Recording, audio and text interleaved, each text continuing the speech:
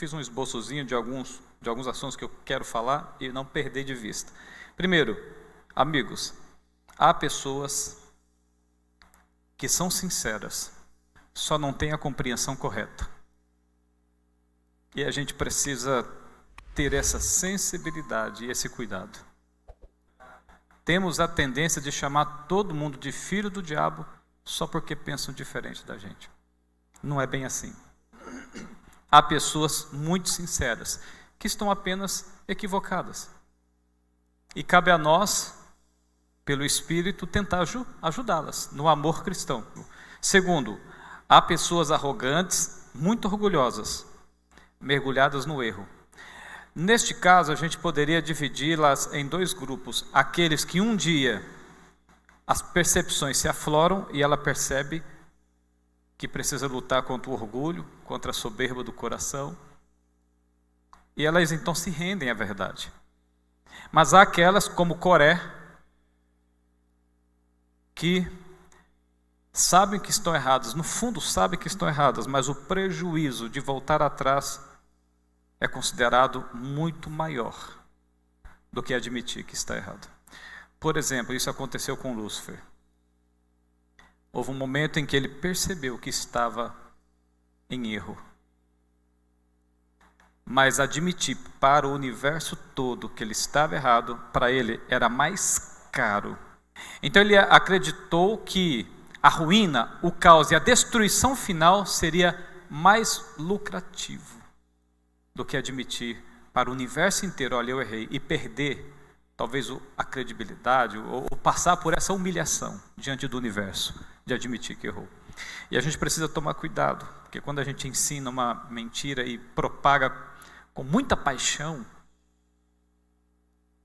a tendência é, quanto mais pessoas eu enganar, quanto mais discípulos eu fizer, maior será a dificuldade de eu voltar atrás. Porque o preço a ser pago da humilhação, da vergonha será muito maior. Então mais difícil é de voltar atrás, de se arrepender genuinamente. Terceiro, há pessoas que sabem que estão erradas, mas preferem manter-se no erro, que é o caso de Coré, que se ruinam. Quarto, o problema, algumas vezes, não é doutrinário, e é por isso que eu vou abordar esse tema hoje, sobre os 7 remanescentes. Amigos, o problema não é trindade, o problema não é perfeccionismo, o problema não é o nome de Jesus, se é Yeshua ou se é Yehoshua. O problema não é o dízimo.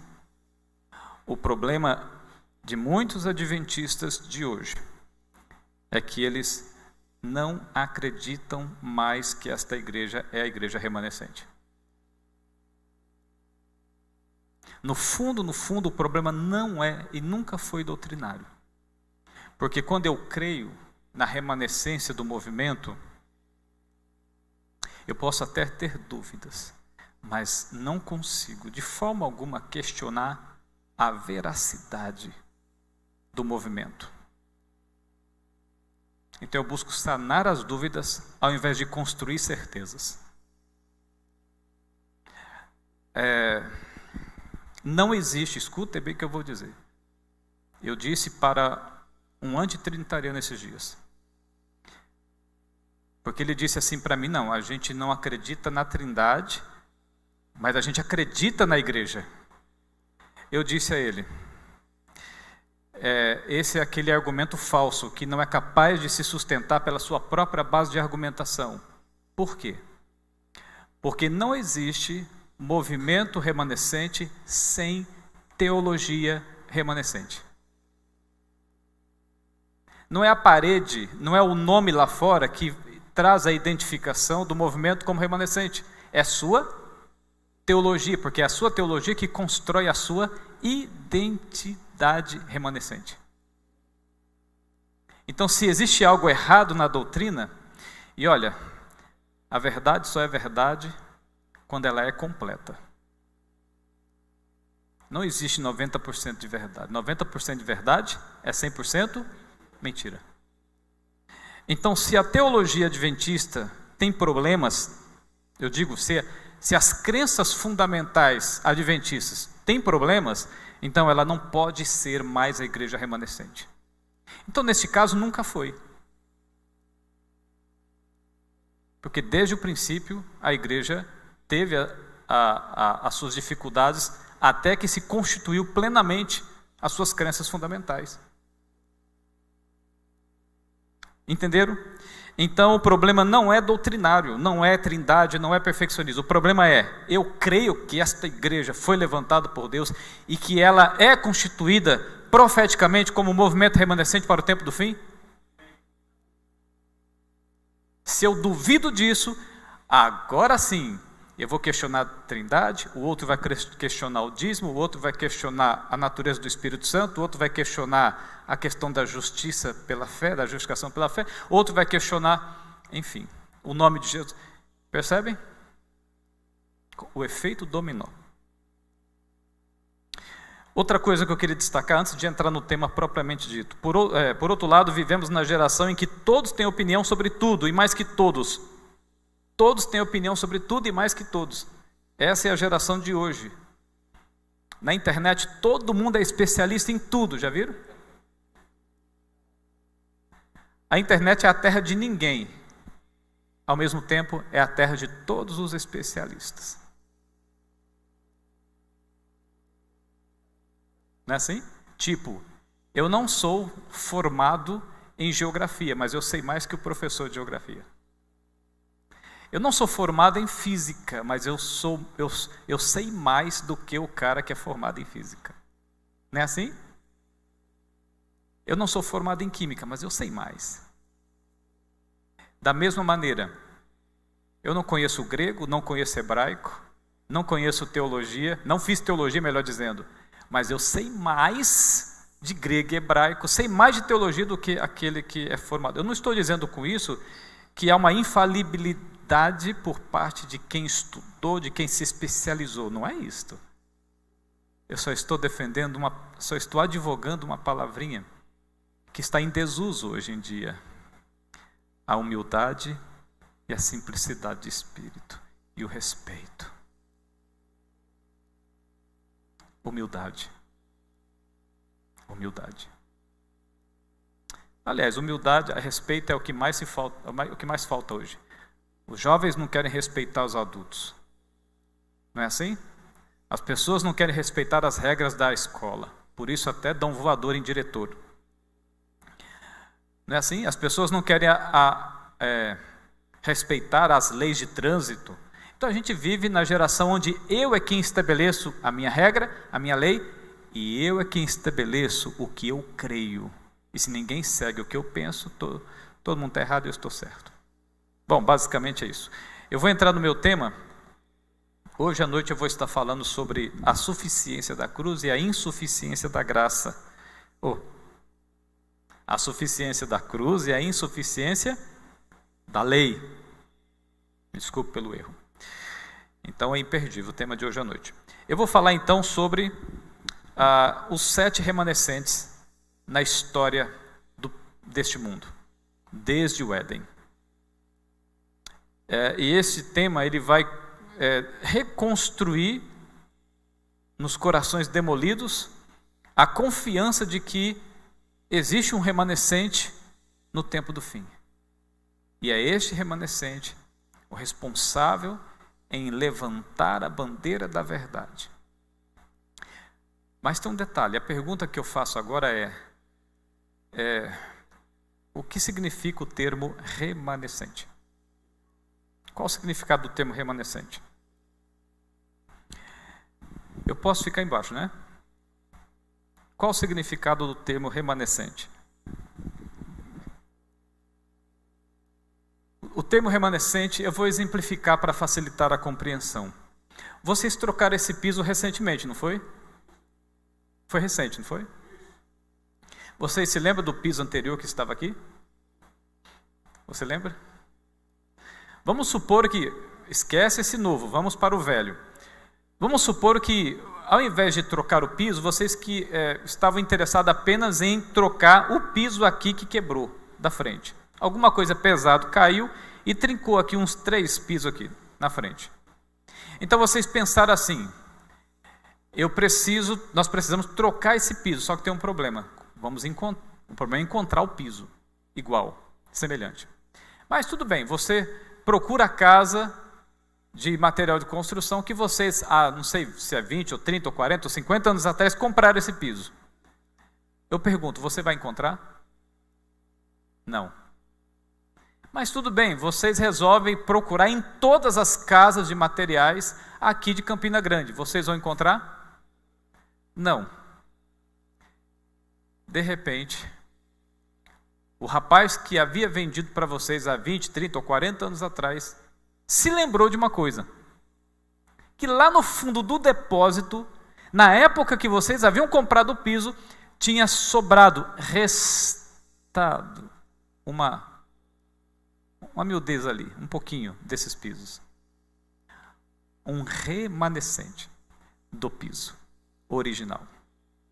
O termo remanescente eu gosto de exemplificar dessa maneira para dizer que remanescente é o que sobrou, é o resto do original. Original.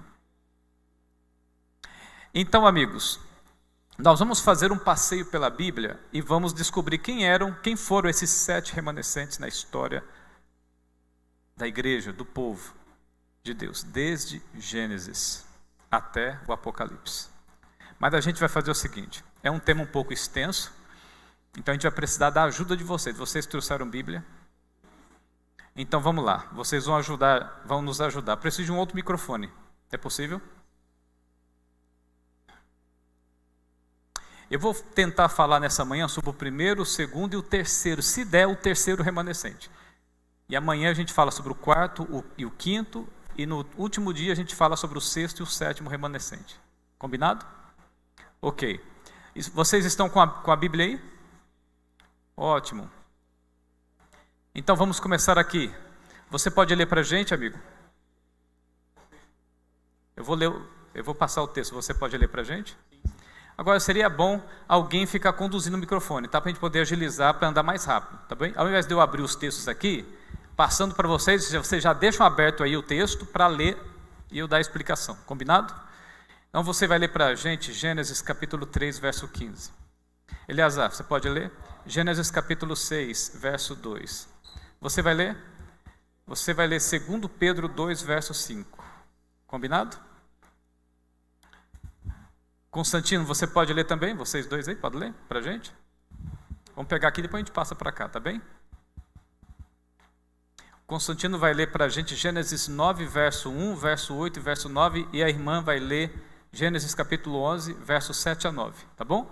Lê para a gente, por favor.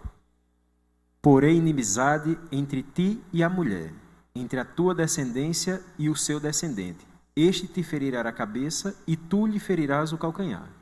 Ótimo. Gênesis 3, verso 15. Eu chamaria esse verso de a raiz da promessa. A raiz da promessa. Neste texto, infelizmente, por conta da queda de Adão, a humanidade passou a estar confinada à condenação, ao juízo. Por conta do contexto do pecado, inclusive Ellen White vai dizer no livro Patriarcas e Profetas, na página 80, que todos que vieram de Adão nasceram com o DNA da transgressão. Nasceram com o DNA da transgressão. Todos passaram a ter a natureza transgressora, pecadora. Todos. Isaías 48, por exemplo, verso 8, não precisa abrir. Isaías 48, verso 8, por exemplo, fala sobre nascer, ou desde o ventre já ser encontrado como transgressor. Embora o contexto faça referência à apostasia de Israel, mas o profeta ele extrai a explanação com base em uma realidade micro, para expandi-la numa realidade macro. Essa é a essência da natureza humana. Gênesis 3,15 fala da ira de Satanás, da perseguição de Satanás, mas também fala da redenção em Cristo. Porque quando diz, e ele lhe pisará na cabeça, é uma referência também à contenção das consequências do pecado, e isso é Ellen White quem diz no livro Patriarcas e Profetas.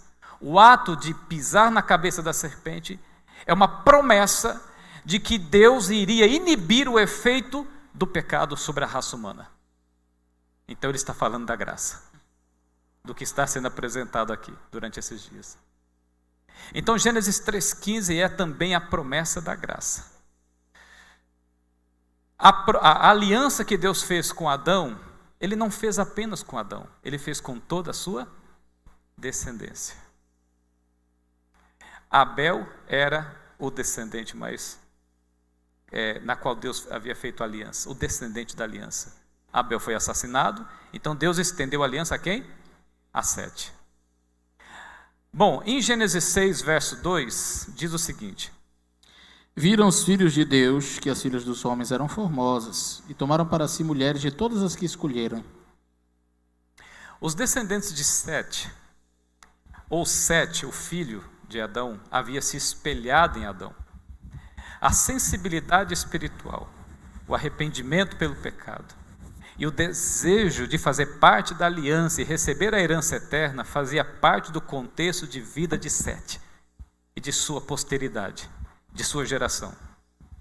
Eles viviam nos vales, mas infelizmente a descendência de Caim, que era corrupta, má, persistentemente, e que havia se declarado rebelde diante de Deus, rejeitando os princípios da aliança, isso está lá no Patriarcas e Profetas, a descendência de Caim rejeitou os princípios da aliança e passaram a viver por si, estabelecendo o seu próprio critério de existência.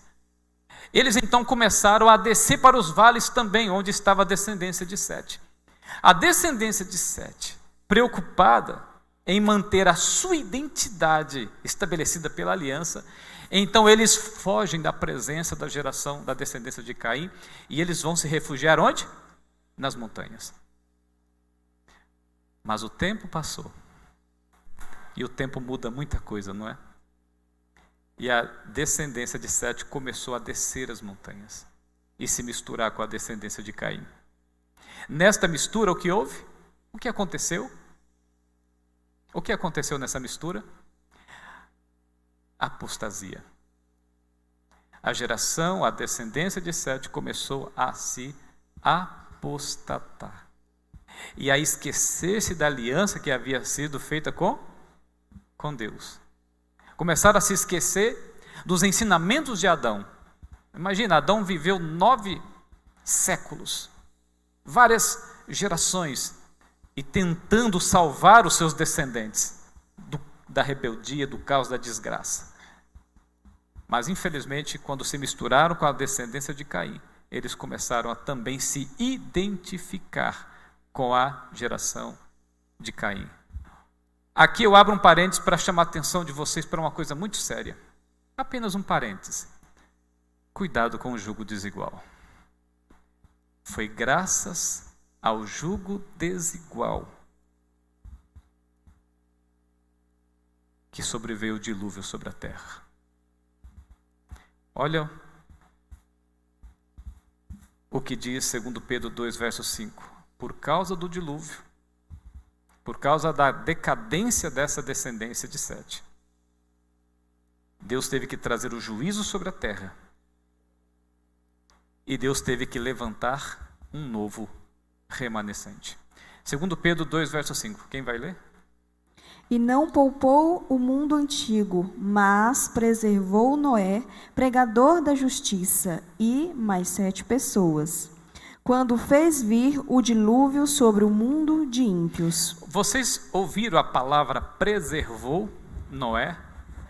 Portanto, quem restou dessa geração má e corrupta? Noé. O único preservado, junto com a sua família.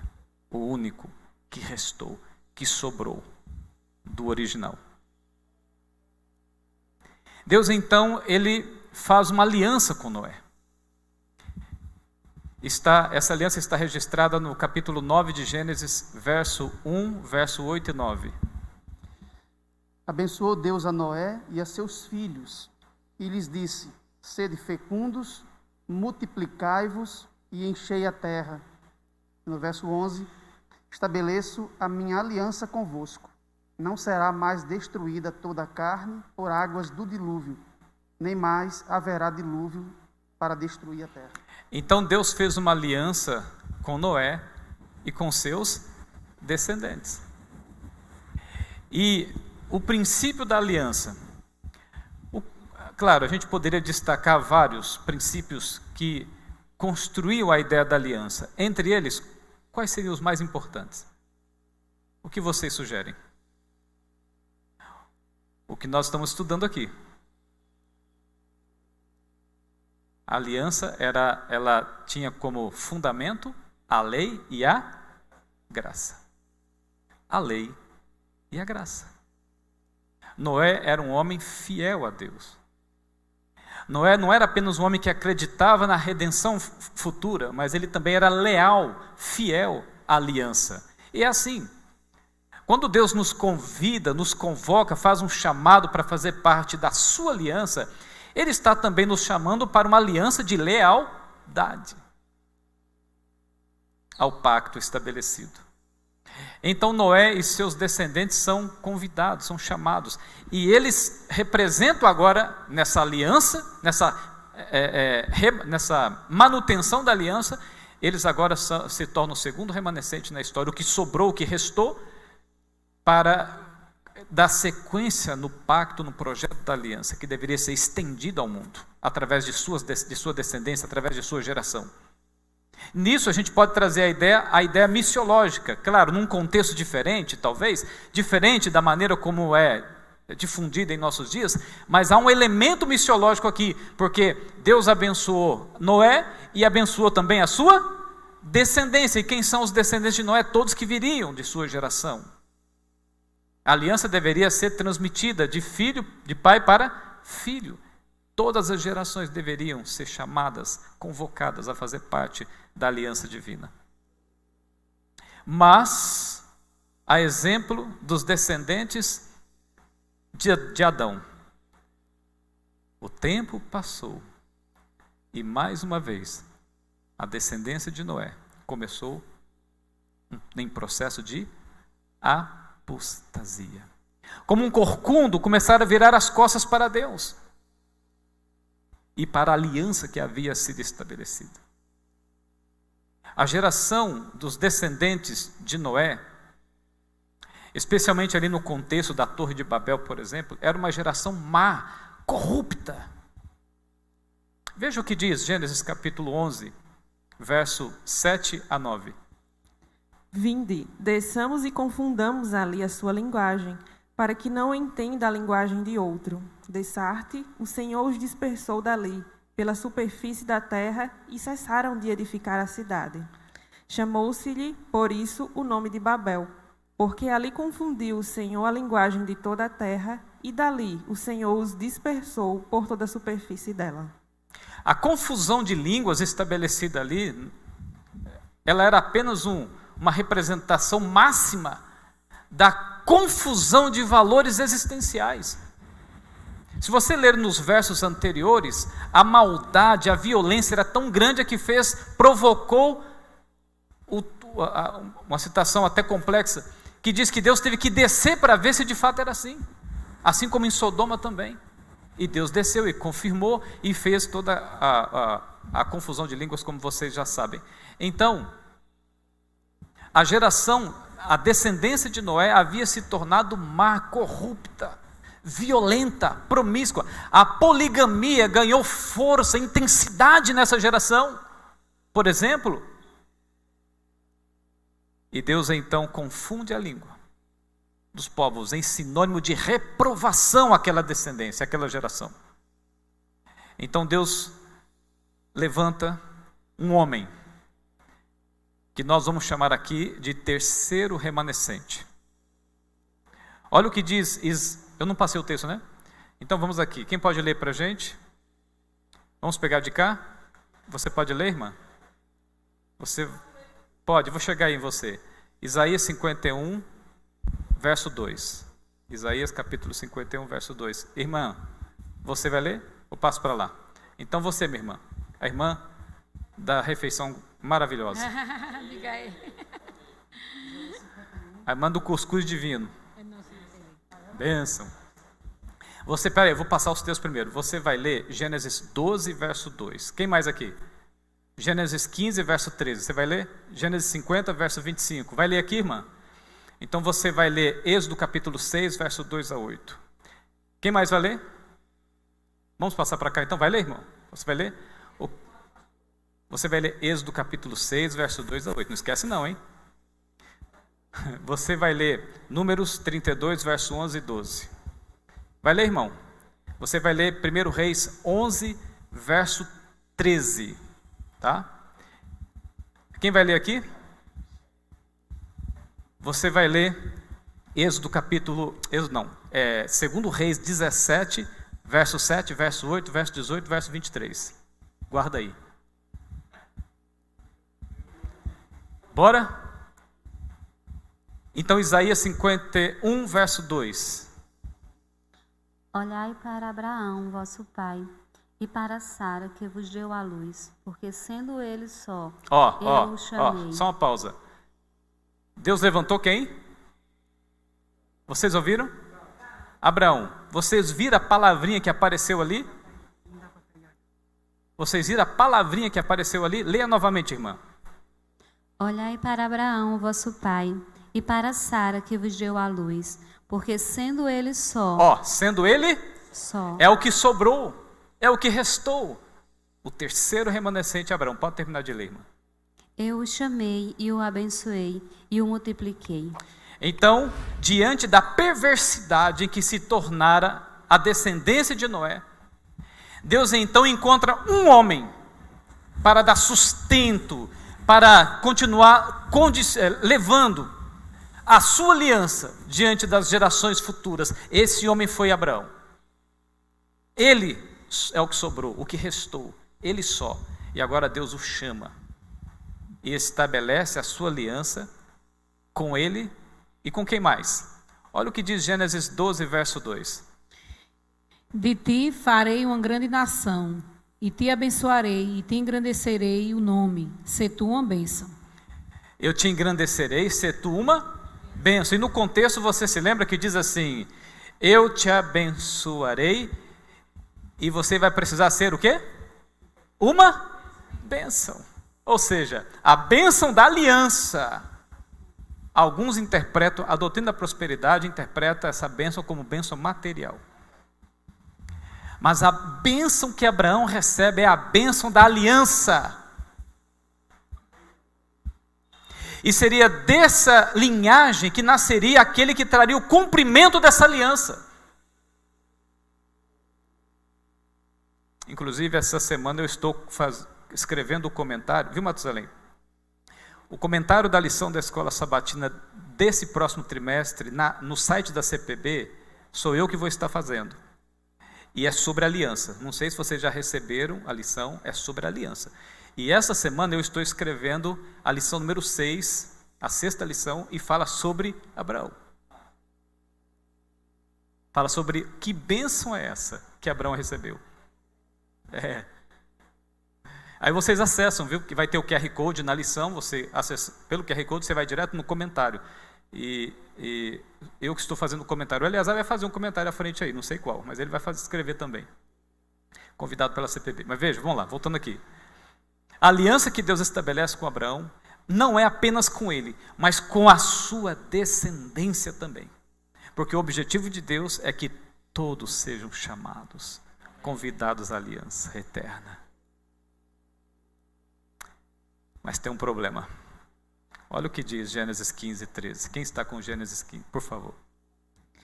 Então lhe foi dito: sabe, com certeza, que a tua posteridade será peregrina em terra alheia, e será reduzida à escravidão, e será afligida por 400 anos. Deus disse para Abraão: a sua descendência será uma descendência escrava. E lá no Egito, eles vão sofrer a interferência da cultura pagã egípcia. E a sua descendência correrá o risco de perder a identidade da aliança dentro do Egito. Mas olha, Deus não deixaria o povo confinado ao caos dentro do Egito. Embora eles tenham vivido muito tempo dentro do Egito e se contaminado, de certa forma, com a cultura pagã egípcia. Mas tem um detalhe. Esse detalhe está registrado em Gênesis 50, verso 25. Leia. José fez jurar os filhos de Israel, dizendo: certamente Deus vos visitará, e fareis transportar os meus ossos daqui. O que José está dizendo? Em outras palavras, José está dizendo assim: Deus vai se levantar do seu trono para salvar o seu povo. Deus vai intervir na escravidão e vai trazer liberdade aos oprimidos. Deus vai retirar o seu povo do meio da influência de uma cultura hostil, pagã, severa contra a aliança. É claro que foi Satanás quem promoveu esse assalto, quem trabalhou para que isso acontecesse. E Deus agora intervém a favor do seu povo para libertá-los. Agora, quem ele levanta para libertar o seu povo? Veja, Deus levanta uma pessoa agora para libertar o povo, mas não é um novo remanescente. Porque o povo estava numa cultura hostil, escravizado contra a própria vontade. Então, Deus pretendia resgatar esse povo e restituir a eles a aliança que fora feita com Abraão. Entenderam? Então, quem seria esse homem? Êxodo capítulo 6. Quem está com Êxodo 6, verso 2 a 8? Leia, irmã, por favor. Falou mais Deus a Moisés e lhe disse: eu sou o Senhor. Apareci a Abraão, a Isaque e a Jacó como Deus Todo-Poderoso, mas pelo meu nome, o Senhor não lhe fui conhecido. Também estabeleci a minha aliança com eles, para dar-lhes a terra de Canaã, a terra que habitarão como peregrinos. Ainda ouvi os gemidos dos filhos de Israel, os quais os egípcios escravizavam, e me lembrei da minha aliança. Portanto, dize aos filhos de Israel... E me lembrei da minha... aliança. Continue. Portanto, dize aos filhos de Israel: eu sou o Senhor, e vos tirarei de debaixo das cargas do Egito, e vos livrarei da sua servidão, e vos resgatarei com braço estendido e com grandes manifestações de julgamento.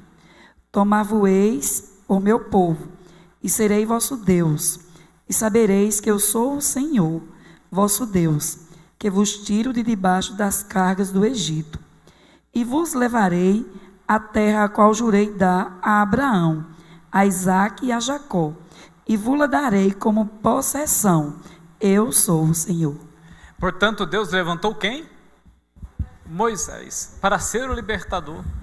Deus se lembrou da sua aliança que havia sido feita com quem? Com Abraão. E agora, libertando o povo, ele traria novamente o povo para a sua aliança novamente. O povo sai do Egito e vão em direção ao Monte Sinai. E lá Deus pretendia ter um encontro com o povo, por intermédio de Moisés. Não sei se vocês sabem, mas Moisés subiu ao monte 2 vezes. 2 vezes. A primeira foi rápida, a segunda durou 40 dias. A primeira ele recebe as leis, as orientações. E ele desce levando as leis, as orientações ao povo. E o povo prontamente diz o quê? É para já, é agora. Pode botar fogo nesse negócio que a gente cumpre que mata no peito. Mais ou menos isso. Se fosse o Diego falando agora.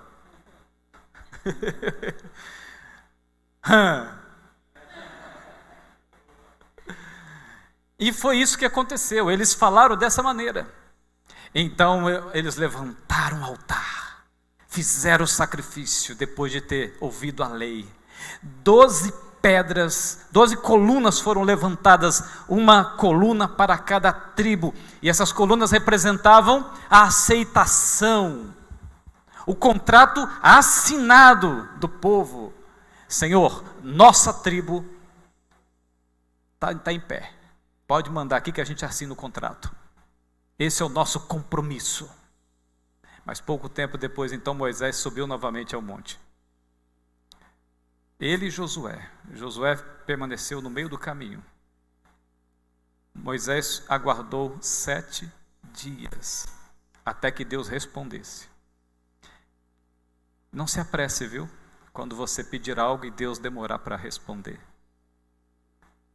Desde o momento que Moisés atendeu o chamado, ele prontamente se colocou ali no monte e ficou 7 dias ouvindo apenas o silêncio. Quando deu o 7º dia, Deus então respondeu. Agora começou a contagem dos 40 dias. 40 dias. 40 dias foi tempo suficiente para quê? O que aconteceu lá no pé do monte? Lá no Arraial dos Santos. O povo se corrompeu, voltou às velhas práticas egípcias, se rendeu à cultura da idolatria e transformou Deus num bezerro de ouro.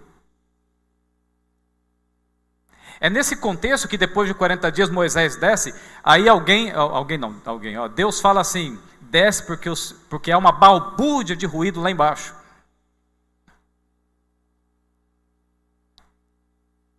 Então, quando Moisés e Josué descem, e Moisés vê aquela cena, é nesse contexto que Moisés lança as tábuas ao chão. E elas se partem. Era Deus dizendo, antes de vocês cancelarem a aliança comigo, eu já estava cancelando a aliança com vocês. Milhares de pessoas morrem ali ao pé do monte, porque fizeram uma escolha contrária ao chamado, ao apelo divino. Amigos, por que Deus, abri um parênteses aqui, por que Deus escreveu os 10 mandamentos em tábuas de pedra? Acho que foi o Constantino que disse ontem, foi você que falou sobre que os deuses se reuniam nos montes, né? Foi você? Não? Quem foi que falou? Foi o Diego, ok, exatamente. A cultura religiosa da época entendia que os deuses estavam muito longe do ser humano e eles habitavam nos altos dos grandes montes. Tanto é que se você um dia for na Palestina, em Israel, na Jordânia, você vai encontrar altares nos altos das montanhas. Lá na cidade de Petra, por exemplo, tem uma escada que parece que não tem fim. Você vai subindo escadinhas construídas ali na rocha. E sobe, até lá em cima. E quando você chega lá em cima, tem um altar de sacrifício. Exatamente da maneira como a Bíblia descreve, que eles faziam sacrifício nos altos. Os templos na época eram nos altos. O santuário de Salomão foi construído onde? Onde? No alto de Jerusalém. Ainda não existia Jerusalém como é hoje, mas o santuário foi construído no alto do monte.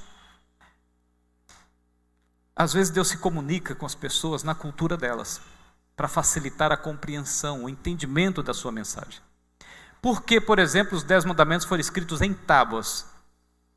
Porque as demais leis foram escritas em quê? Em rolos. Por que Deus escreveu só os 10 mandamentos em tábuas de pedra? Sabe por quê? Quando você vai ao Egito, você encontra um negócio que eles chamam de cartuchos. São um círculo oval, meio oval. Quer dizer, meio não, bastante oval. E dentro desse círculo tinha o nome do faraó, ou de um deus, ou de uma província muito importante que eles conquistavam. Então os faraós, eles queriam dar uma ideia de eternidade, eternizar aquele nome, por ser o seu nome de faraó, que eles consideravam Deus também, ou eternizar o nome do seu Deus, ou então eternizar uma conquista muito importante. Então eles talhavam essa escrita na rocha, ou no templo, mas sempre em rocha, sempre em pedra, para transmitir a ideia de eternidade. Isso aqui é eterno. O povo de Israel viveu nessa cultura, assimilou essa cultura. Então eles entendiam que tudo que era talhado, escrito em pedra é eterno. Por isso Deus escreveu os 10 mandamentos em pedra. Então quando o povo viu Moisés descendo com os 10 mandamentos escritos em pedra, eles entenderam. Moisés não precisou explicar. De imediato, quando bateram o olho, eles entenderam. Essa lei é eterna. Esses mandamentos são eternos. Por isso. Mas aí, o povo segue viagem. Deserto afora. E você sabe que o povo de Israel era assim. Quando o milagre acontecia, o Senhor é meu Deus, é o meu Senhor, tudo faremos, tudo cumpriremos, Ele é maravilhoso, Ele é magnífico. Como é que eu pude não confiar, não acreditar? Entendeu? Mas quando vinha uma provação, aí eles se rebelavam e queriam matar Moisés, queria apedrejar e queria não sei o quê. Era sempre assim. Então, quando chegaram na divisa com Canaã, cerca de 11 quilômetros da divisa até Canaã, então Moisés, ele chama os príncipes, os 12 príncipes, um príncipe de cada tribo, e diz, vocês vão em Canaã e vão fazer uma análise, vão vistoriar a terra, e vão trazer para a gente as informações. E eles vão. Quantos dias os espias ficam em Canaã? 40 dias. E eles voltam de Canaã e trazem o que com eles? Cachos de uva, grandes, gigantescos. Mas tem um problema. O problema é que era 10 contra 2. Já viram um time assim? 10 contra 2? Quando Josué e Caleb se apresentaram, eles disseram assim: gente, vamos juntos tomar Canaã, porque Deus prometeu dá-la a nós, a vitória certa é garantida. Não foi assim? Josué e Caleb. Aí, e não falaram nada de gigante, não sei o quê. Quem falou foram os outros. Os outros disseram assim: que esse povo é doido, é cheio de gigante, armado até os dentes, com gás lacrimogênio, com bomba atômica, com arma biológica. Claro, gente, eu só estou parafraseando, viu? Não acreditem não. Nós somos como gafanhotos diante desses homens. É loucura entrar em Canaã desse jeito. Imagina, um povo que não era preparado para a guerra, não tinha armamento. Imagina. Então o povo ficou doido. E Josué e Caleb tentando animar: não, gente, mas Deus vai ser conosco, Ele prometeu, vamos confiar. Olha o que aconteceu no Mar Vermelho, olha o que aconteceu lá, a água que saiu da rocha, olha o quanto milagre, a sombra durante o dia, o fogo durante a noite pelo deserto. Gente, a loucura é não confiar. Mas não teve jeito. Imagina o seguinte, só para você ter uma ideia. O Eleazar levanta cedo e veste aquele terno, pega a maquininha dele, faz aquela coisa na barba, ajeita o cabelo, passa um cremezinho, eu já disse que não passa. Que isso? Hoje a primeira coisa que eu fiz depois de tomar banho, passei um creme. Ué, quem dera que os homens fossem um pouquinho vaidosos, pelo menos um pouquinho como as mulheres, né? No encontro de casal que eu fiz uma vez, eu abri a sessão para perguntas e respostas, anônimas. E um papelzinho veio assim: pastor, por favor, fale para os homens escovarem os dentes, porque meu marido, depois que eu casei, não escova mais os dentes.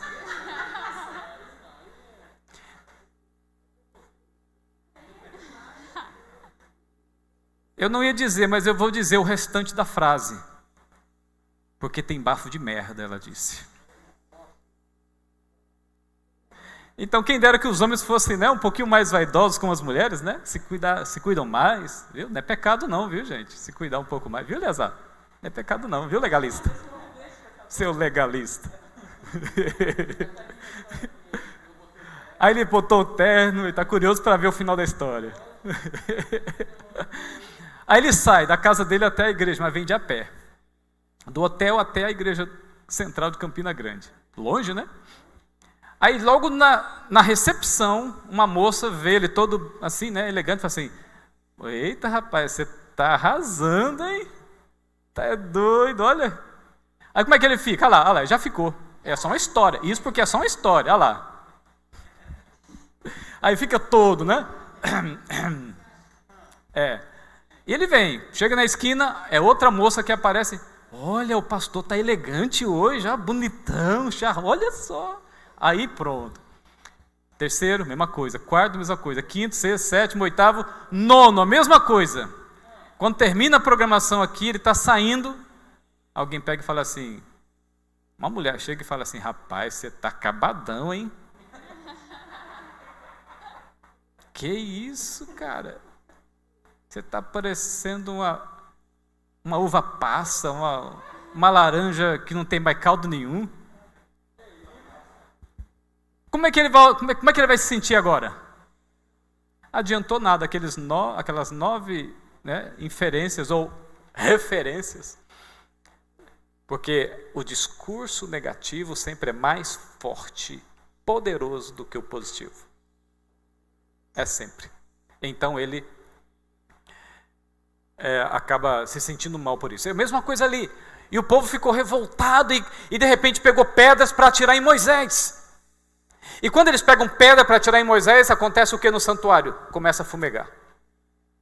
E uma voz surge lá no fundo: Moisés. E Moisés então vai e o povo fica apreensivo. E as pedras caem das mãos de todos. E Ellen White vai dizer que foram os anjos que tiraram as pedras das mãos do povo. E Deus falou assim: eu vou destruir esse povo. E Moisés de novo intercede por eles. Não, Senhor, calma lá. Aí Deus falou assim: tudo bem, só que tem uma coisa. Eu não vou destruí-los, mas uma coisa vai acontecer. Vai se cumprir o que saiu da boca deles. O que saiu da boca deles? Quem se lembra? Não, outra coisa. Ele disse: já que eles falaram que preferem morrer no deserto do que pela mão dos inimigos, então vai voltar todo mundo para o deserto. Vão andar em círculo, 40 anos. Aí se cumpre Números 32, verso 11 e 12. Pode ler para a gente. Certamente, os varões que subiram do Egito, de 20 anos para cima, não verão a terra que prometi com juramento a Abraão, a Isaque e a Jacó, porquanto não perseveraram em seguir-me, exceto Calebe, filho de Jefoné, o quenezeu, e Josué, filho de Num, porque preservaram em seguir ao Senhor. Acima de 20 anos, quais os que entraram daquela geração em Canaã? Só Josué e Calebe. Então 40 anos se passou. 40 anos, passou, já era. Josué e Calebe estavam com mais de 80 anos nesta ocasião. Eles entram em Canaã, derrotam os inimigos, dominam Canaã, os gigantes fogem para as montanhas. Aí Calebe chega com toda a arrogância e soberba do mundo. Calebe chega e diz assim para Josué: ei, eu quero escolher o pedacinho da terra primeiro. Eu quero. Bom, você poderia pensar aqui: pastor, que arrogância é essa? Que soberba é essa? Ele está se achando no direito de escolher primeiro? Se acha melhor que os outros? Não, não é isso. Se você ler a história, simbólico, diz que é 5 minutos simbólico. Então, na verdade, Calebe está dizendo o seguinte: eu quero escolher primeiro, sabe por quê? Porque eu quero escolher a terra que ninguém vai escolher. Qual era a terra? As montanhas. Além de serem improdutivas, é lá que estão escondidos quem? Os gigantes anaquins. Corajoso o bichinho, né? Com 85 anos de idade. Então, olha, quando você estiver na mesa comendo com alguém um pedaço de bolo, e você perceber que vai sobrar um pedaço de bolo, uma fatia, não coma correndo para pegar o pedaço, não. Deixa para o próximo. Né? Na verdade, não é assim que acontece, né? Quando é criança, a criança come correndo para pegar o outro pedaço correndo. O adulto é assim, ele come e fica pensando assim, será que ele não vai embora? Ou, na pior das hipóteses, por que ele não morre para poder pegar o último pedaço do bolo? Oh, amém, glória a Deus por isso. Então, e quem escolhe por último o pedaço de terra é Josué. Josué deixa todo mundo escolher. Gente, o que sobrar aí, ó, qualquer coisa que sobrar, deixa para mim, escolhe vocês. Que espírito é esse de Caleb e de Josué? Não é verdade? Que espírito de homens segundo o coração de Deus também. Bom, amigos, a história segue, o tempo passa, eu vou puxar aqui, o tempo passa. E agora nós chegamos no período em que o povo diz assim, nós não queremos mais o sistema teocrático, nós queremos um rei, porque eles começam a observar as nações vizinhas, as pagãs, e percebe que quem governa sobre eles são os homens, como eles. Eles dizem assim, nós queremos alguém semelhante a nós, que governe sobre nós. E Deus, como um bom cavalheiro, disse, tá bom, tudo bem. Então, o primeiro rei que governa sobre Israel foi Saul, 40 anos. Assim, eu esqueci de dizer que o povo de Israel passou 40 anos no deserto, sabe por quê? Para 1 ano para cada dia perdido dos espias dentro de Canaã. Agora Saul fica 40 anos no deserto, como rei. Depois vem Davi. Eu vou pular essa história, tem algo para ser comentado aqui, mas eu vou pular. E depois vem quem mais? Salomão, mais 40 anos.